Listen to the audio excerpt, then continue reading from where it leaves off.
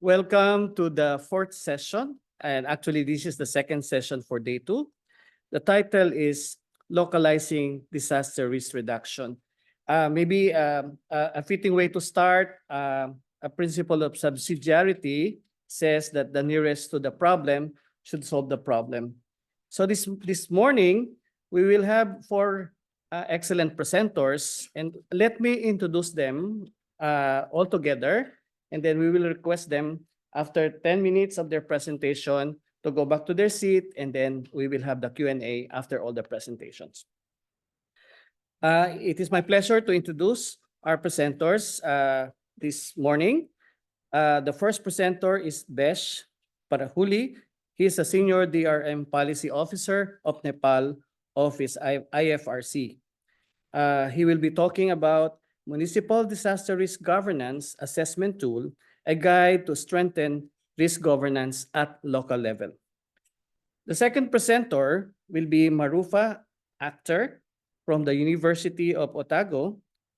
The title of the presentation is The Impact of New Zealand's Earthquake-Prone Building Act, the Stakeholders' Perspective in Low Seismic Risk Zone. The third presenter will be Nishat Tarannum, a lecturer from Notre Dame University from Bangladesh, and she will be presenting the study of Bangladesh legal and policy shortcomings in the context of disaster risk reduction and climate change adaptation. And finally, the last but not the least presenter will be Mr. Sajan Neupane from Masay, a PhD student from Masay University, who will be presenting community-led decision-making for inclusive disaster governance and case study from Nepal. Ladies and gentlemen, may I ask the first presenter to proceed? Thank you, Professor. Good morning and namaste, everyone. I am Bhesh Parajuli from IFRC Country Delegation in Nepal. And today I'm going to talk about localizing disaster risk reduction, specifically municipal disaster risk governance assessment tool or guide to strengthen disaster risk governance at local level.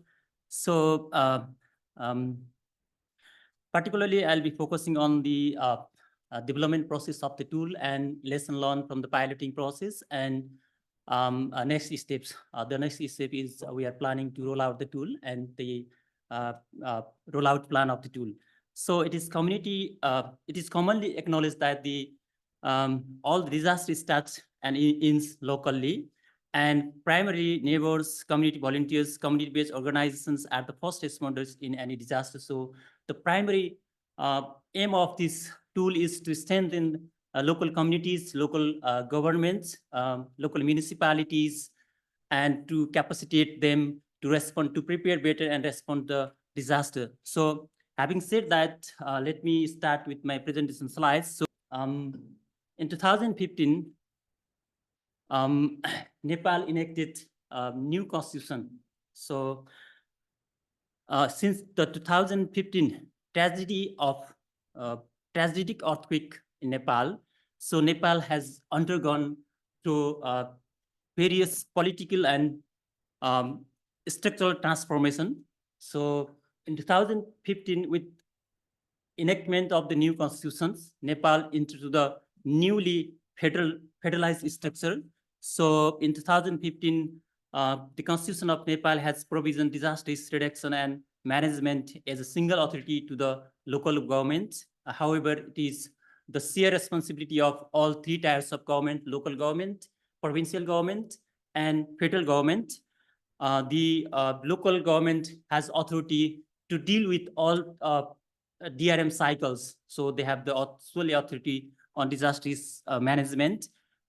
And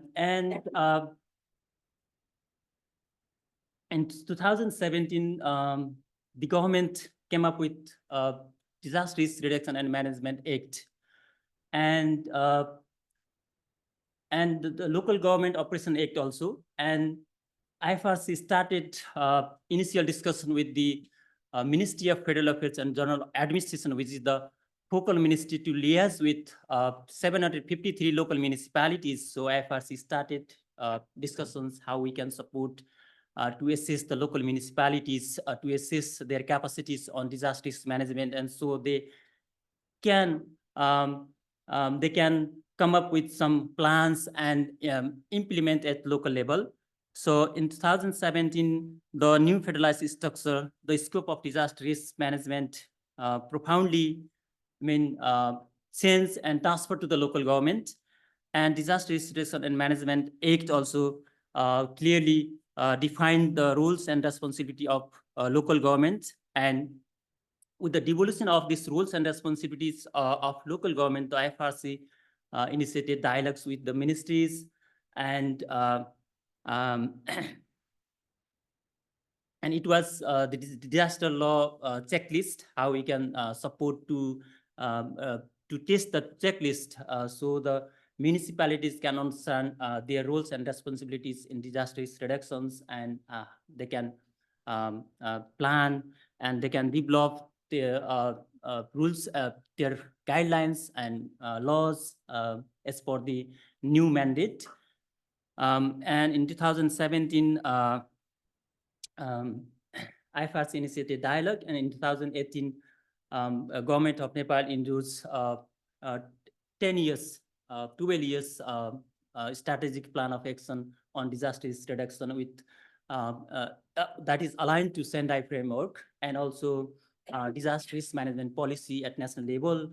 And IFRC, together with national society, organized high-level advocacy training to the CBDRM platform members. So CBDRM platform is a unique arrangement that unites development partners and humanitarian actors in one platform. And so we can facilitate the disaster risk reduction related issues from local level, and also that can bridge policymakers, that can bridge between policymakers, academicians, and practitioners. So in 2019, we initiated development of this tool, and experts, we hired expert and started to develop this tool. And after the development of the tool, then we piloted this tool. And in 2019, when we have come up with some identified municipalities to roll out this tool, to test this tool, then the COVID-19 happened, then that halted our plan.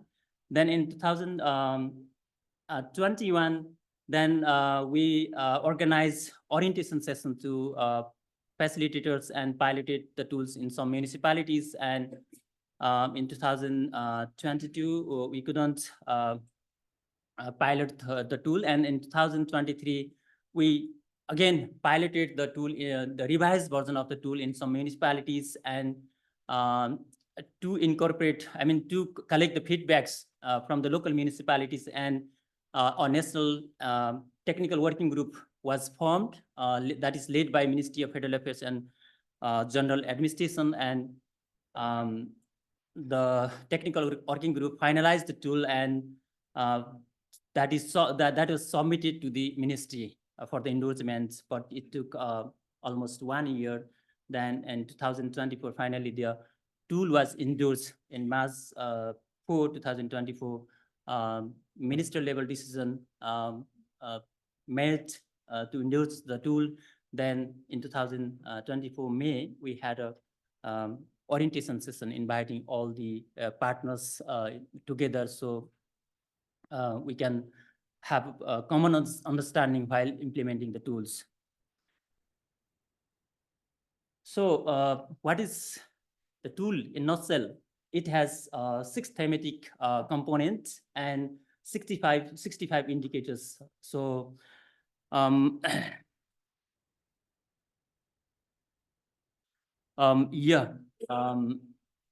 it is a checklist and self-assessment framework for risk-informed municipal regulations, policies, systems at the local level. And it is simple and brief assessment to capacitate and to identify gaps, needs, and opportunities for disaster risk governance.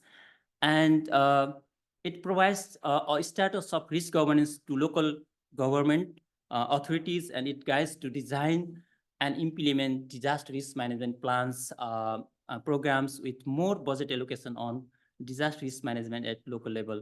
So it has 6 components: policy and legal framework, institutional and organizational structure, planning, budgeting and monitoring, coordination, partnership and collaboration, resource capacities, cross-cutting issues. and it comprises 65 indicators, is assigned a specific weightage and to guide assessment process effectively. So what is the significance of the tool?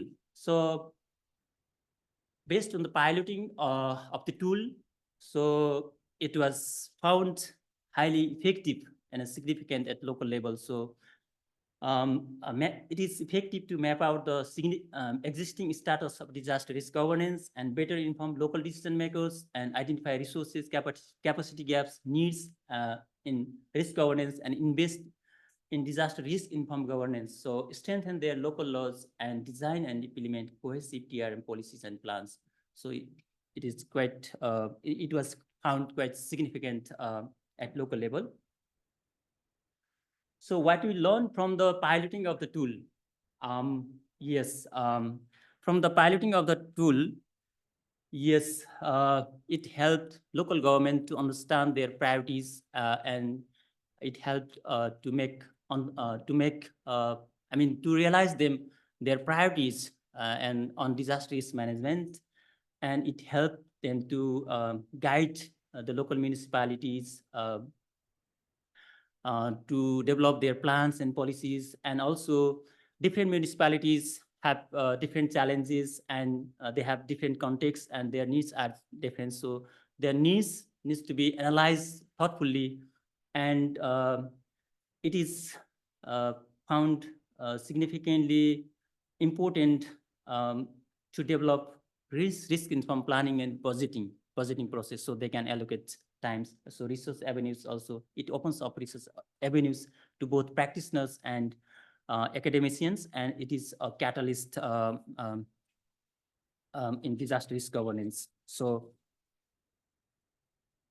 finally, next step is we are planning to finalize the plan for the rollout plan, and also we are developing a guidance note. So whoever want to roll out these tools, we have one guidance note, and that will guide, and so it will help to maintain the uniformity and also collaborate with local partners and stakeholders at local level and create an online dashboard. We are planning to create one online dashboard so we can monitor the progress and also how many municipalities they have, rollout tool, and what is the status of their tool in terms of disaster risk governance. So develop and implement capacity development plans.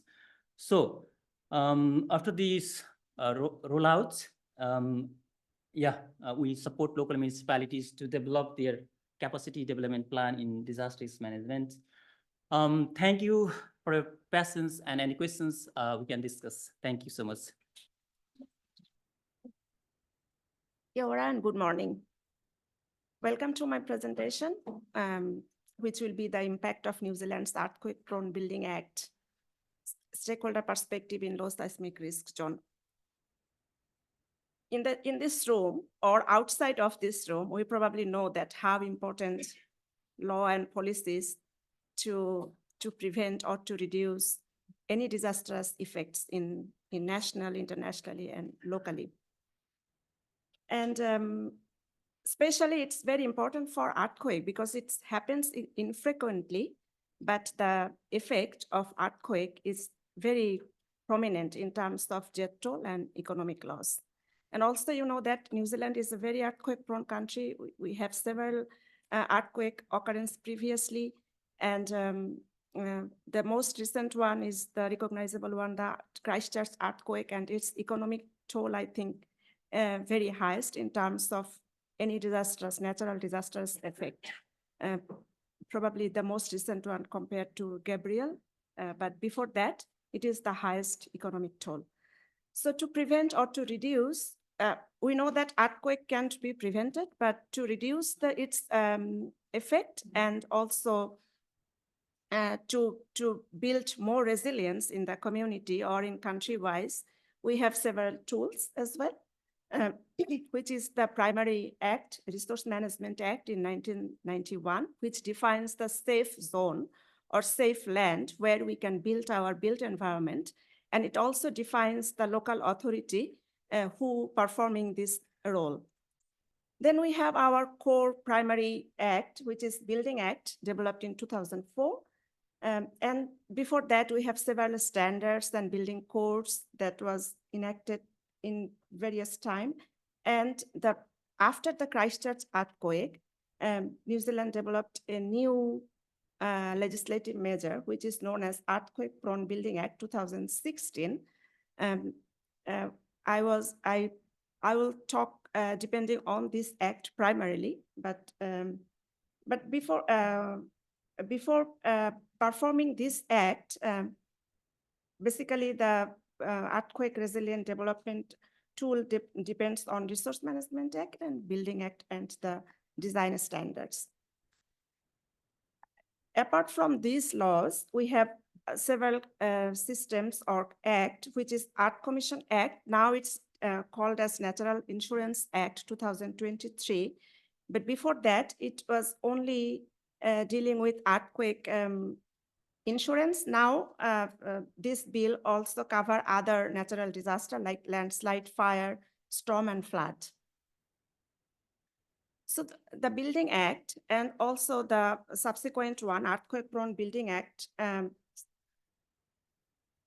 defines this is the map of New Zealand, and it segregates 3 different zones. The red zone is the highest seismic activity zone. The yellow is the medium, and the tiny bit of parts of green and this section of green part known as low seismic risk area, which defines as depending on the hazard factor and says that it is a potentially low seismic zone in this country. So my research concentrate on this part, which is Dunedin and Wamaru, defines as low seismic risk area. Can we say actually it's a low seismic risk area? Because there's city nearby different faults which can be active and produce more shaking than a faraway fault can do. And also a new seismic hazard model shows that the risk and hazard actually increase in low seismic risk area than previously. The left-hand side, Christchurch, some of the picture, some of you can remember, is the Christchurch earthquake occurrence. And at that time, Christchurch also defines as low seismic risk area. And the earthquake actually happens on an unknown fault, which now we know. And also, as a low seismic risk area, Dunedin and Wamaru has several other disastrous effects can affect, which is liquefaction and landslides. The several studies shows that there is the possibility of area like Central and South Dunedin has a major liquefaction area, and also some part it can create landslide during earthquake. So in this context, my research objective was to understand the synergies and conflict of current earthquake legislation, mainly in Earthquake Prone Building Act, which is the policy review, and to understand stakeholder perspective on law towards earthquake risk reduction. So after the policy review, I compare New Zealand positions with other countries, where we stand and how far we can go. And you can see that some of the major things that we can show that advanced technology is not widely mandated. It is as such designed as, because some part of is low seismic risk areas, so engineers may consider the advanced technologies may not require in those areas. And basically those actually practically true, because it depends on the resource abundance. New Zealand is not a huge economically top level country that we can afford all resources in all area similarly.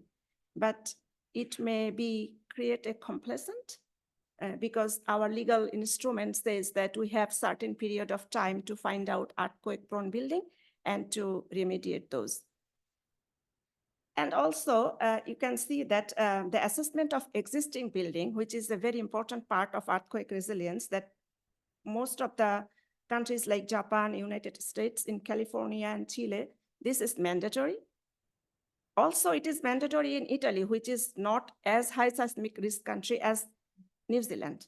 But here we says that this assessment, our law says that we have to develop a guideline, but the guideline developed by a ministry, which is a little bit flexible, not as highly, not flexible compared to other countries.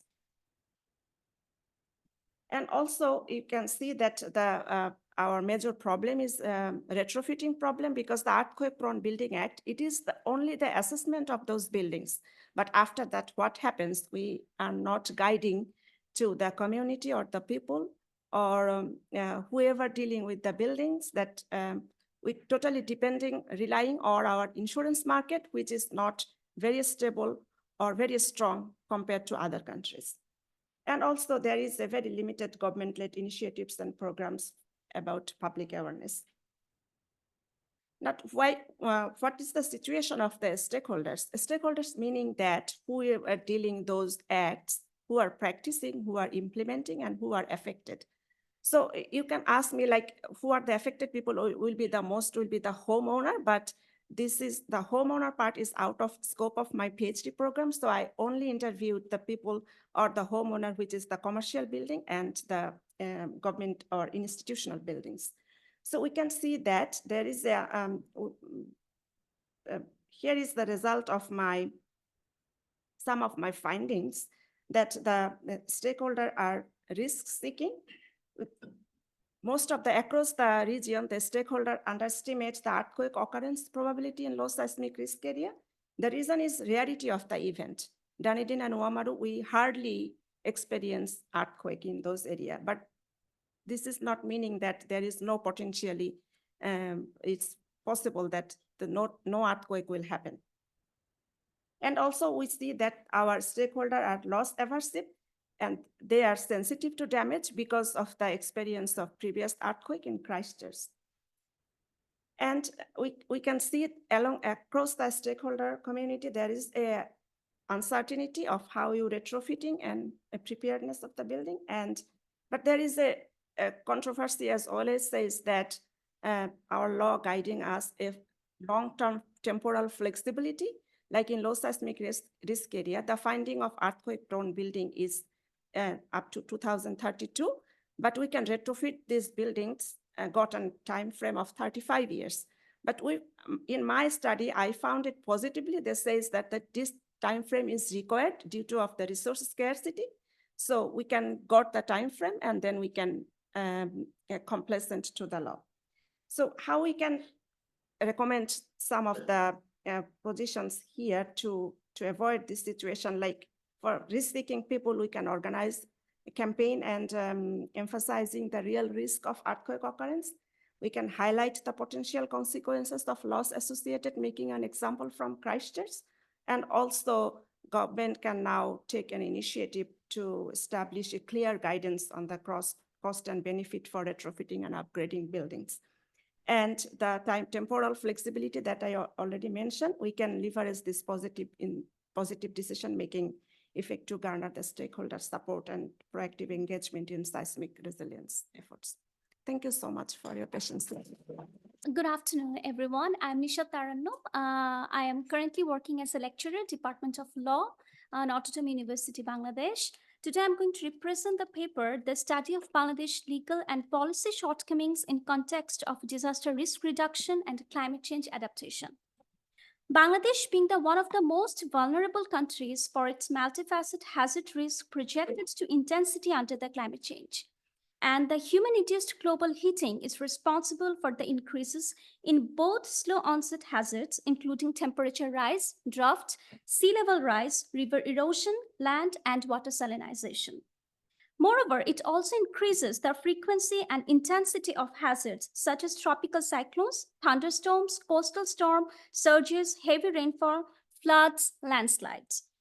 And extreme heat. The sea level rise increases the disaster risk for coastal communications in the Asian and Mekah deltas, such as the Bengal Delta of Bangladesh.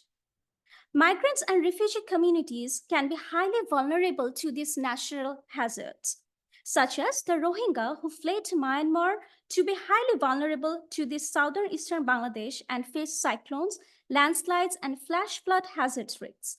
Also, due to the sea level rise, water salinity due to seawater intrusion in the coastal region is in a threat as a delicate coastal ecosystems of the Sundarban mangrove forests. Moreover, the home to the Bengal tiger, slowly rising the sea levels, have already increased the population exposure to the soil, land water, and salinization and created waterlogging problems and significant health hazards in coastal Bangladesh that is home to 35 million people. Moreover, the river erosion is commonly observed along the banks of the major river channels in the country.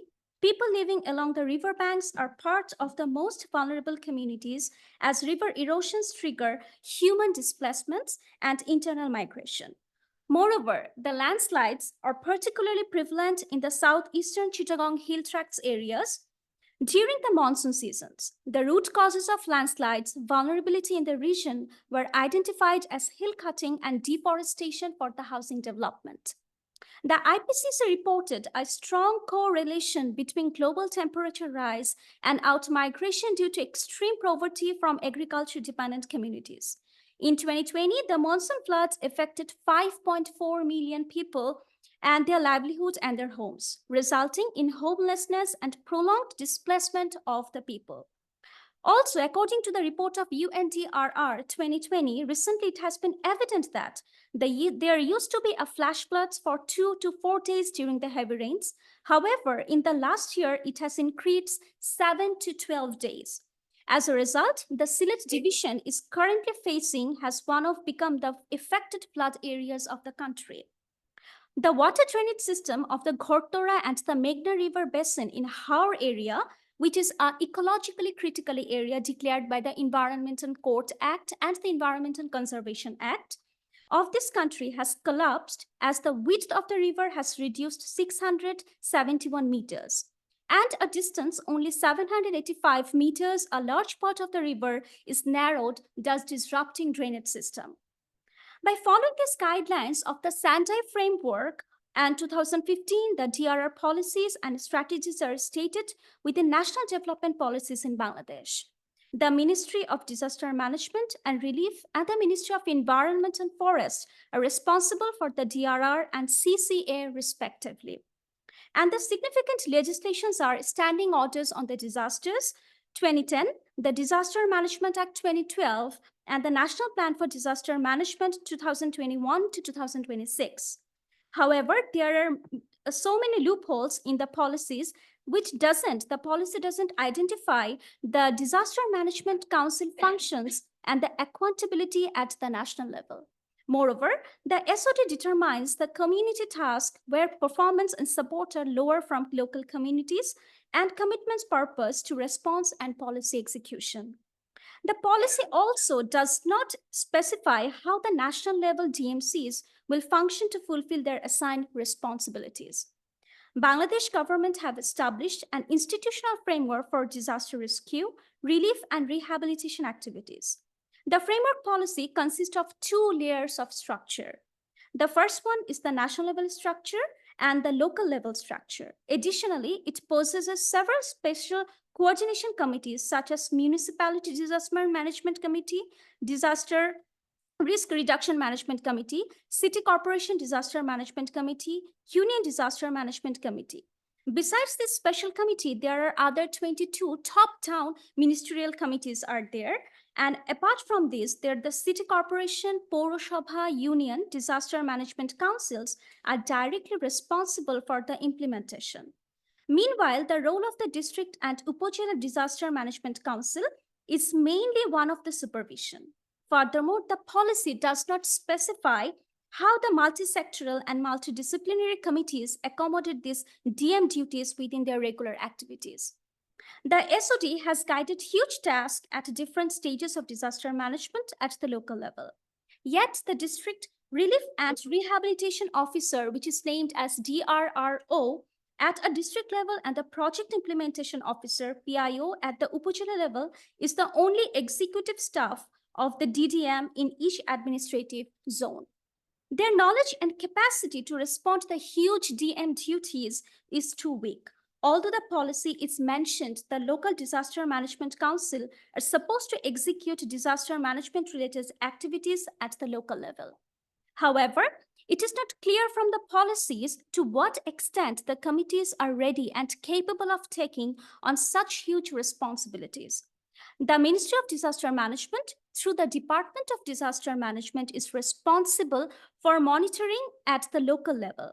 However, it is unclear and it can be showed that all monitoring takes place to ensure the transparency and accountability at all levels. There are more than 22 subcommittees. It is also important to determine whether the defined roles of each agency are feasible to implement these policies. The DRRO claimed that the local funds creation for risk reduction and political biasness and bureaucratics to implement the public or individual structures during the normal risk reduction period of disaster were additional problems they have been facing continuously. The Bangladesh Disaster Management Framework at the mid-level limits the female participation in decision-making and puts restriction on the vulnerable group. Therefore, the vulnerable resilience systems are ineffectual. The center framework places a considerable emphasis on empowering local authorities and civil society to use their expertise and resources for DM efforts. The involvement of NGO women and the civil community and donor agencies and stakeholders is inadequate in Bangladesh local DM committee. Lack of engagement prevents the NGOs from participating in local government decision-making continuously. And the lack of prevents NGOs from participating in terms of the result of repetition of some task during the disaster recovery period in Bangladesh. Besides, the involvement of the private sectors and NGO remains challenging due to the unwillingness of the Ministry of Disaster Management in Bangladesh. There is no interaction, coordination, or trust between the project implementation and district rehabilitation officer that has been named as DRRO in Union, Upojila, Pৌরসভা, and district management committees. And indeed, the implementing officers do not comply with the SOD and the Disaster Management Act 2012. Also, the directives of the national policies, government and NGO performs unclear and overlapping roles as well. Despite the SOD saying the roles and responsibilities of the ministries, departments, public representative, NGOs, and citizen, the disaster management at the local and national level, however, did not focus on the stakeholders' responsibility and the Jela and Upojela Porishad an influential role in coordination process. While there is no reasonable opportunity for the Union Porishad as a key stakeholder to take part in the decision making. From this perspective of mine, one possible way I have been defined as to improve the situation would allow the disaster management under the Ministry of Disaster Management and Relief to be the focal point of the disaster management system as a one-stop delivery service. Instead of involving several committees at the national level, the disaster management can assume overall responsibilities of planning, guiding, capacity building, administering, and monitoring the disaster management responsibilities within the present DM system. Moreover, to simplify the task laid down in the SOD and the DM system should be classified into two main clusters under the Department of Disaster Management. One cluster could involve the preparedness, emergency response, and quick recovery, while the other cluster could have involved rehabilitation, risk reduction, and resilience building. Can I have 1 minute? Then every cluster could divide itself into three separate divisions according to the key period of disaster, such as preparedness division or a rehabilitation division, and so on. The activities under this cluster, one can be implemented by the local disaster management council, where the most immediate and comprehensive action is necessary.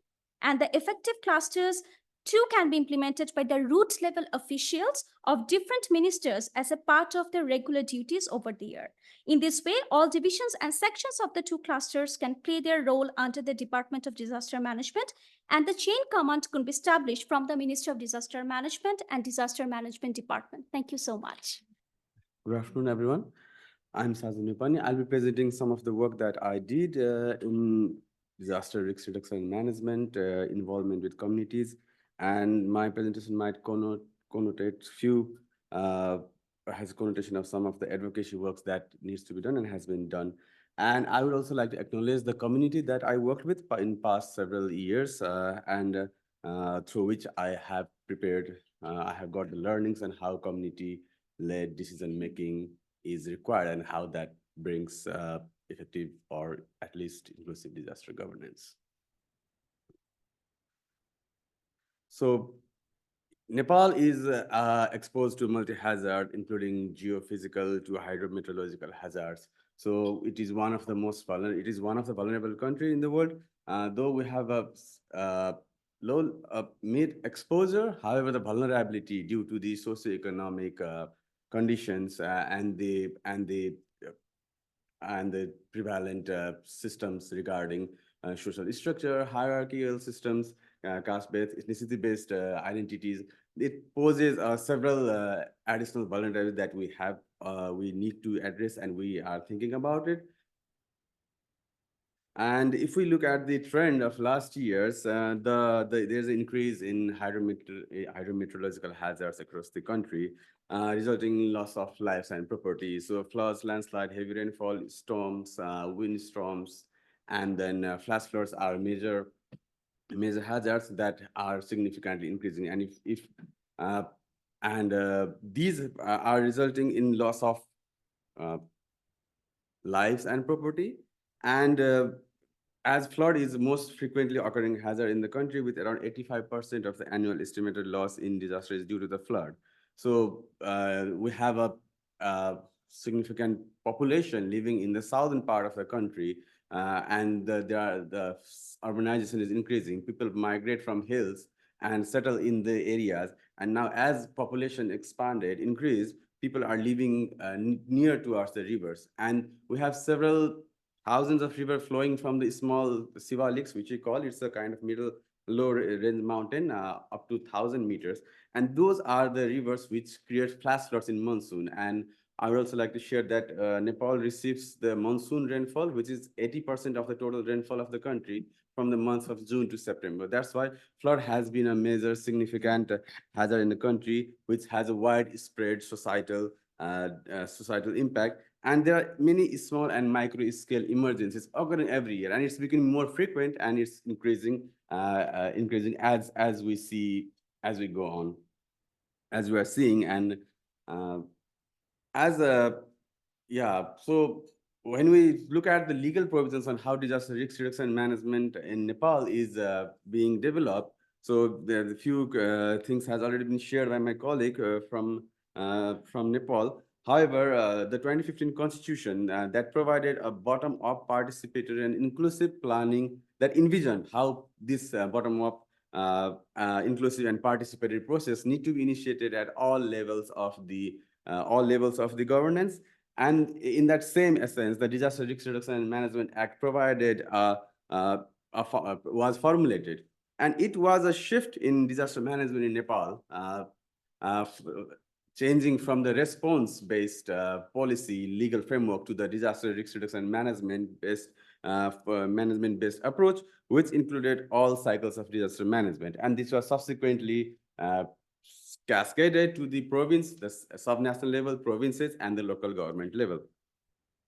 And I'll be talking more about the local government level, where the Disaster Management Act provided, it guided, and all the local government, they could make their laws and policies as per their need.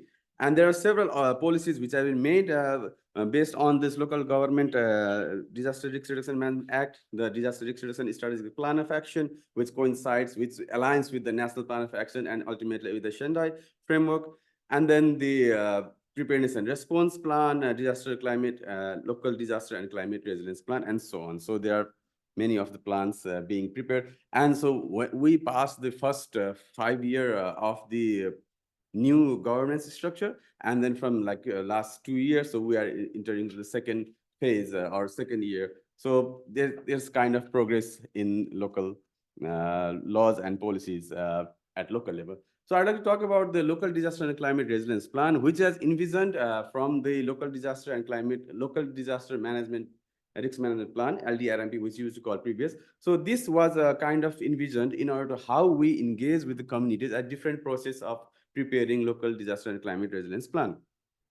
However, the climate component is still insignificant in this because the focus is highly on disaster. And as in most of the countries, there is a separate department and ministry which looks after the climate stuff. So there is a separate law policy, especially at local level and federal level, which looks after climate. And but at local level, since everything has to be done at local level, we are trying to, and the local government officials and the policymakers are trying to infuse at least somehow having an integrated approach. So, yeah. So I would like to talk about the planning process. So the local disaster and climate resilience plan, LDCRP, needs to be in tandem with the annual planning process. So this is the planning process which is enacted and which is guided by the Local Government Operation Act. This provides a foundation how local governments need to plan for their annual planning process. So in this process, the third and fourth steps in the red one are the ones where communities can get involved directly. So the settlement level planning. So settlement is a community. So people collect in groups. So it is facilitated by the local government, and they discuss their priorities, needs for the coming year. So this need to be done at local level, and which is to be selected based on the resource projection provided by the ministry and ultimately the local government. So local LDCRP, which we want to focus on, and this provides an opportunity for communities to get engaged and discuss, prioritize, and ultimately include their requirements related to disaster risk reduction management at the annual development plan. So how communities can form together and come together in disaster management is through the community disaster management committees. So community disaster management committees, it's an informal and it's informal and loose network. So it's formed by the community members who share common geography, rural urban settings. So it can vary accordingly. And one of the ways how community they work together is like they are especially designed or formed in order to facilitate the local government process in disaster risk reduction and management. And some of the works is mostly how community disaster management committees are engaged in are with during assessment of the disaster risk reduction management, planning, and implementation of DRM activities. So one of the example of how resource mapping is being done, how community prioritize their needs, and how community discuss those needs in order to include that in the local government process. Additionally, at the end, once they are included, so there are some areas, there are some budget allocation happening. So they next year they get the funding, and CDMCs themselves collectively conduct these activities from small scale interventions, CDMC funds, training and capacity building, and also advocacy related efforts. So one of the example of how it has been done is using several tools. There are several tools on how disaster assessment is done at local level. So few of these tools are being used, needs are identified, community decides what to do, included in LDCRP, and that is included in the annual plan. However, we still have significant challenges. Having all of these laws, policies, and regulation, we face that there are challenges for wider scale and broader implementation. One of which is inclusion. So the inclusion, as we go from bottom to up, the inclusion process somehow decreases, because as we go up, the bureaucratic and political representation increases, and we cannot include, like it's not happening how we have envisioned. So if we see the percentage of people, especially women participation at community level is around 33%, which goes to around 10 or less than that while we step up the governance and bureaucratic ladder. Additionally, if you look at the budget, because as there are local government have several needs, we have less budget, less resources, and most of the local government is dependent on federal funding in our context. So the DRM budget is very less compared to what they need and compared to the loss that we face. And even that, the more focus, like the less money is for preparedness, which community disaster management communities needs most, which they can do from their technical capacities. Additionally, many of the plans, I'll wrap up. So monitoring and evaluation, which is one of our issue, which is not happening at most of the time. And then, as I shared, the LDCRP is a process that has to uh, that has to complete once MNE is done. So once, if we are stuck on MNE, and then if it's not periodically updated, we are not able to include the changes, the impact that is subsequently increasing every year. So having said all of this, I would like to still focus on the legal frameworks provides on wonderful basis on how we do these things. However, communities still need a pivotal focus role from the local government in order to act themselves and enhance resilience at local level. Thank you very much. The floor is now open for questions, comments, reactions. Good morning. My name is Jane Borthwick. I'm a recently retired environment judge with a particular interest in environmental law reform in this country. And we've heard a lot this morning about the need for community engagement. And community engagement, something that we do, but I'm not sure how well we do it in New Zealand. So that's where my particular interest is. But Sajan, I noticed in one of your slides, which was entitled Local Disaster and Climate Resilience Plan, you had a wee box that said endorsement, integration, and implementation. And I was really curious as to what was that step. Is that about, if you could tease it out, what is that step? Yeah.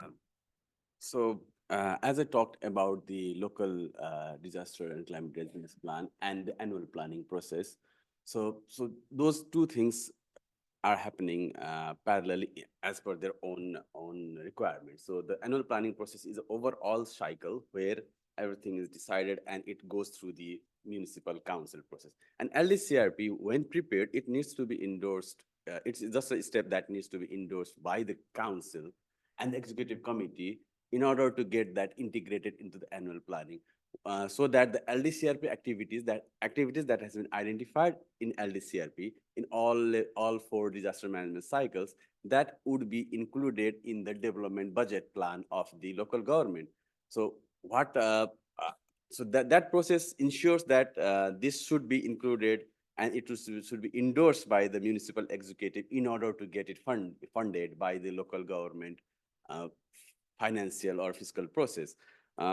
Yeah, but what I didn't got time to share is like local government has, the communities has many more needs and the budget is still a constraint. So the endorsement process happens, integration happens, implementation is a question, or sometimes it doesn't happen as we have envisioned or as the plan envisioned. So the endorsement and integration, is that bringing forward the needs identified and the management methods identified by the community, by people in community? I've got that right? Yeah. And then question mark implementation because of resourcing. Okay. All right. Thank you. That's really helpful. Good. Thank you. Thank you very much for the presentation, John Hopkins. The thing that is, so they're quite different, but one of the things that struck me was similar, and maybe everybody would have a comment on this, is that when we talk about engaging with communities, or even when we talk about raising awareness with building owners, or, it's all about resourcing. A lot of it's about resourcing. And I just wondered if you comment on, because it's all very well if we say, let's get communities involved, but the communities are busy and we've got real lives to lead and children to look after, and they don't have time for this. So is there a role for resourcing, or how can we ensure that the communities can actually actively engage in these issues? Is that addressed to anyone? Oh, okay. Any one of the panel? Thank you, John, for the question. Yeah, certainly. We have seen happening that in several instances because people have their own priorities across, and the countries like us have like several things to do apart from the work that needs to be done. But what we have also seen, like one of the things that we found quite interesting within the gap that we had from 2006 to 2015, when there was the constitution making process was happening, there was a heavy focus on how community mobilization and social mobilization needs to be done in order to facilitate these processes, both ways, like through both of the actors, state actors and non-state actors as well. So community mobilization and social mobilization has been a part of these processes. And now if we say, which is more through the non-state actors in our country, like we have like kind of good NGO space where people work with communities. And I think though it is not a long-term solution maybe, but for the to initiate and to start and to bring that to a level where communities self-realize, NGO or like let's say social mobilization is one of the approach that would help communities to engage. And one of the thing we have also seen, like for the example of the CDMCs, like there have been few years which people or like the organization partners have worked with CDMs. Now they have thought of it and they have self-realized it in order to take this process independently. Not all these, but few of the examples, like people now, they every year before the monsoon, they at least collect together, gather together and see what are the, let's say if we for preparing for the monsoon, what are their stocks, what are the requirements, where we can get the resources from within the community. However, it's more backed by the social mobilization effort still, but still I see that as in a way that we could go forward at least for a few years. Any thought? I Okay. can share the situation in New Zealand here. You know, I don't know if some of us know about the AFA Roadshow, which is a alpine fault consequences. It's not working. Is it It's- working now?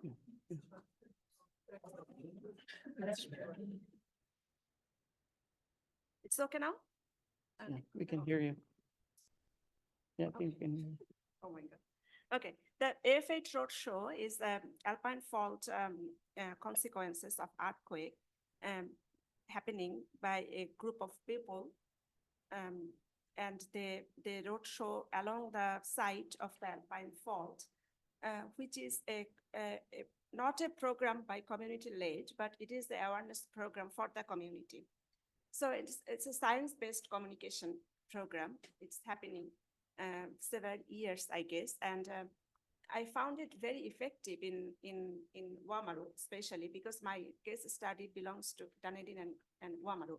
So the community feels that this type of awareness program should be happen more frequently, because you know it's the situation of Bangladesh and Nepal and New Zealand is relatively different. Here people have like works and in Bangladesh, I know the NGO program are like really works very smoothly. Like they have a community-led programs where awareness and other activities sort of decided how it happens. But in New Zealand, it's more flexible. Like you ask people to join, but people may not join. That is the situation. So the AFA Roadshow happens during like after dinner. So people come and join and listen, and they actually appreciate. So the more often we can do that, I think it helps a lot to the community, at least for the communication, the process, that what message council had and what more they can do, then community can understand like what is their roles and responsibility. Yeah, thank you. In terms of Bangladesh, the community health programs plays a very important role. But first of all, I'm really agreeing with Professor. Whenever it comes with a developing country, the first question relies with the resources and the donor engagement.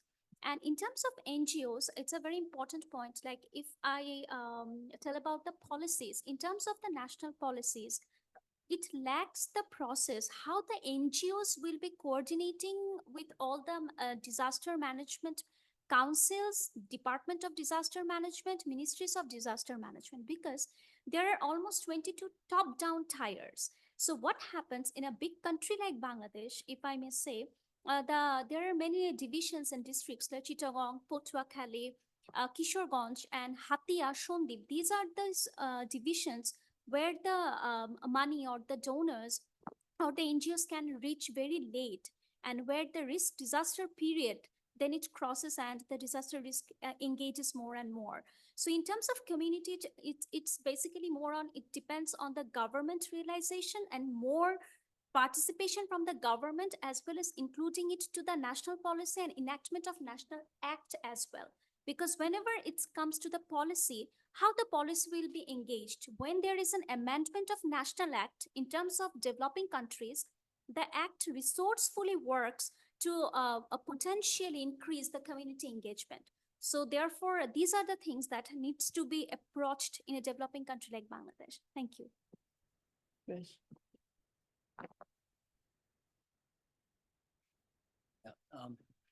In, my colleague Sajanji covered a few things from Nepal, many things from Nepal.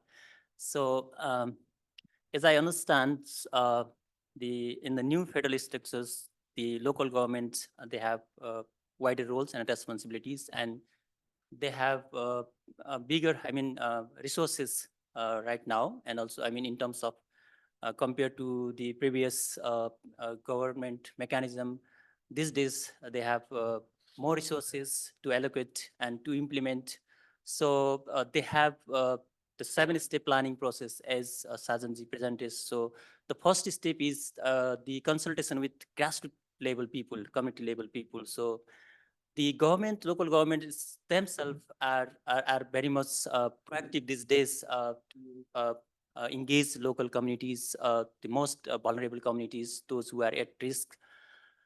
And another way is in Nepal, there is good space for NGOs. And however, that is all project based. That is not sustainable way. But nowadays, the local institution, I would say some user groups, for example, forest user groups, women groups, some local NGOs, clubs, CPOs, and some religious institutions they have in communities. So they are, the development partners and even local governments, they are trying to work with those informal networks. So that would be the sustainable part. So if we provide trainings to the community people, for example, if we organize some search and rescue trainings or first aid trainings, people come and just they get training after a few years, after 2 years, we don't find people who are trained in the communities. So nowadays, the development partners also closely working with the local governments, municipalities. So the trained resources can be retained and can be, well mobilized in emergencies. So if they are participants selected from some local NGOs, some user groups, some networks, so who are really based in local level, and they can contribute, when there is an emergency. So trends is, changing, but it's really challenging to engage local peoples, but it is going from both 2 ways, from the local governments and development partners as well. Thank you. Okay, thank you. Are there any questions? Yeah, please. Kia ora, my name's Natalie Baird. I'm a associate professor here in the Faculty of Law. Thank you all for interesting presentations. I'm interested in human rights, and in particular how human rights-based approaches can support resilience and also participation in community-based responses. But my question, and so all of your papers really touched on that, but my question was for Marufa, and you had a really interesting slide that was headed laws relevant to earthquake resilience in New Zealand. And I know that your focus was buildings, so that may be partly the explanation, but I was really interested that you didn't have New Zealand's human rights laws on that slide. And I'm guessing it was because your focus is buildings, and plus actually, New Zealand doesn't tend to think about its resilience using a human rights lens, so that may be partly it. But I'm wondering if you can comment on that and how you selected those laws as the laws that you describe as relevant to earthquake resilience. Thank you. Much for your question. It is a very important one. Like, I was struggling as well which law I should include. Like there is Health and Safety Act as well. And there are other like Local Government Act as well. So, you know, the scope of the study, which defines us how we can, what sort of things we shouldn't include and should include. So I compromised, obviously, that you can saw. So I actually look into environment, and also the built environment is not including bridge and roads and others as well. So my scope of my study is only the built environment, which is building and probably the commercial and heritage building mostly, not the household building that we used to have. So, and under those buildings, which acts are mostly worked, which is Building Act, Building Standard, and Building Code, and Earthquake Prone Building Act. So this, I compromised the scope of my study, obviously. So hopefully I answered your question, but it is a very important one to aspect to consider the other laws as well. Hopefully I can make a discussion in my chapter as well, like what sort of things that I should include, and maybe I can suggest further study as well. Yeah. Now you have a future study to pursue. Well, Okay. it's not how my energy consumption. Oh, okay. Is the okay, go ahead. Kia ora, my name's Bridget Lang. I'm work for regional government, but before that worked for central government in New Zealand. And it's a supplementary to your previous answer. In terms of stakeholder perception around earthquake-prone buildings, you notice some of the things that may change their perception of risk.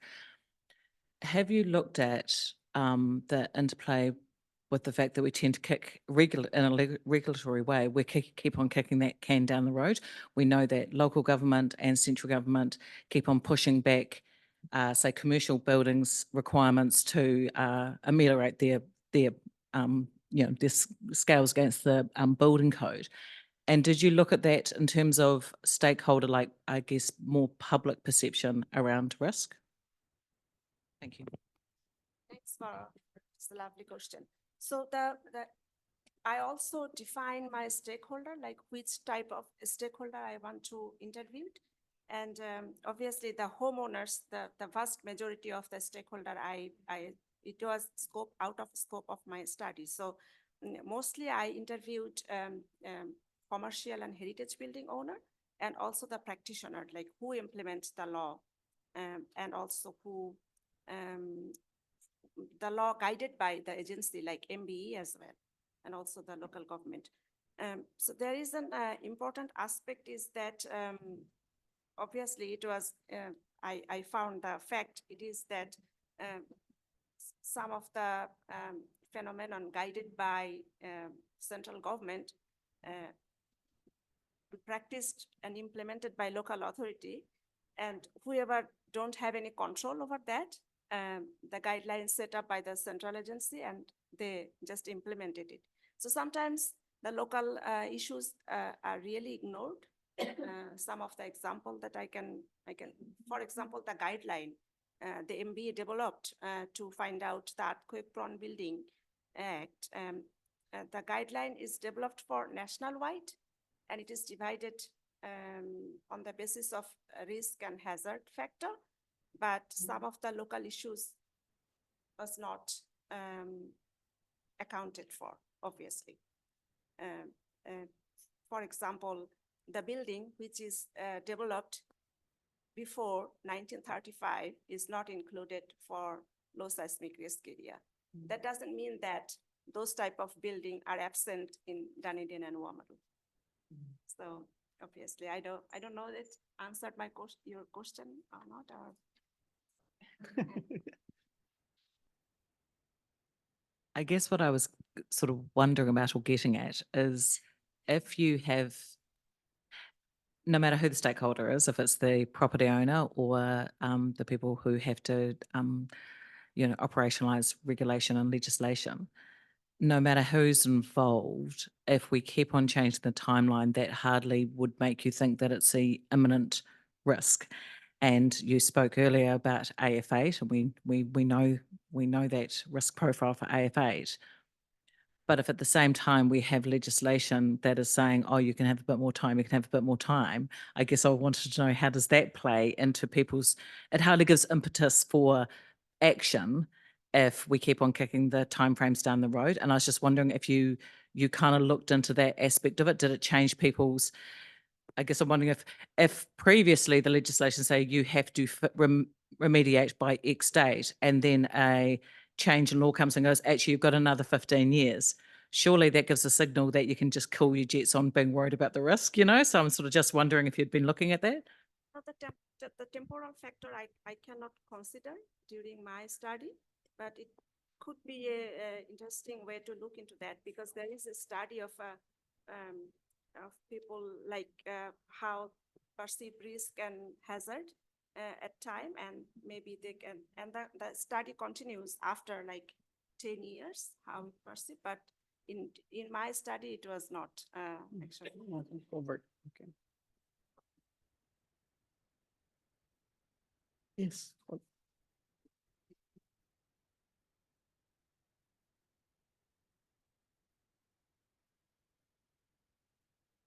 Kia Tony Collins.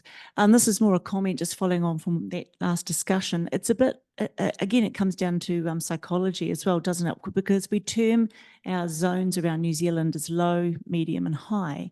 We know that New Zealand has earthquakes every day. So can you really say that Dunedin and Otago are a low seismic risk? So we really should be starting from a higher point than that. Just a comment. Yes, John. So just to follow on, this has turned into a very New Zealand thing. Sorry.